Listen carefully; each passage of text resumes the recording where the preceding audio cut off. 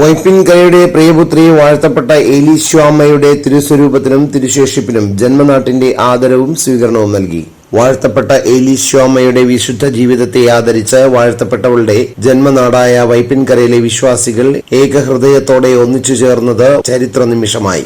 ആഘോഷങ്ങളുടെ ഭാഗമായി ആരംഭിച്ച തിരുരൂപ റാലി പ്രാർത്ഥനാഗീതങ്ങളും ജപമാലയും നിറഞ്ഞ ആത്മീയ മൗനത്തിൽ ഗോശ്രീ ജംഗ്ഷനിൽ നിന്ന് ആരംഭിച്ച് മഹത്വബോധത്തോടെ മുന്നേറി. വിശ്വാസികളുടെ സമർപ്പണവും ആത്മീയാനുഭവവും നിറഞ്ഞ ഈ റാലി വാഴ്ത്തപ്പെട്ട ഏലീശ്വാമ്മയുടെ ത്യാഗസ്മരണയെ പുതുതലമുറയ്ക്ക് മുന്നിൽ ഉദാത്തമായി വരച്ചു. റാലിക്ക് ശേഷം കുരിശിങ്കൽ ദേവാലയത്തിൽ വെച്ച് വരാപ്പുഴ അതിരൂപത സഹായമെത്രാൻ ആന്റണി വാലുങ്കൽ പിതാവിന്റെ കാർമ്മികത്വത്തിൽ നടത്തപ്പെട്ട കൃതജ്ഞതാബലി വിശ്വാസികളുടെ ഹൃദയങ്ങളെ നിറച്ച ഒരു അനുഗ്രഹ നിമിഷമായി.